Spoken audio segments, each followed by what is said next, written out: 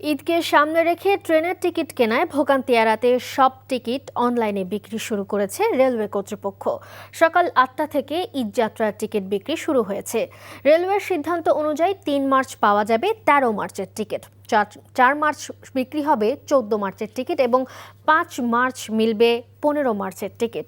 একইভাবে ১৬ মার্চের ticket ৬ March, ১৭ মার্চের টিকিট ৭ মার্চ, ১৮ মার্চের টিকিট ৮ মার্চ এবং ১৯ মার্চের টিকিট ৯ মার্চ অনলাইনে পাওয়া যাবে। রেলওয়ের নির্ধারিত ওয়েবসাইটে ঢুকেই যাত্রীরা ঘরে বসে টিকিট কিনতে পারবেন। এবারের ঈদযাত্রায় একজন যাত্রী সর্বোচ্চ একটি এনআইডি ব্যবহার করে একবারই টিকিট কিনতে পারবেন।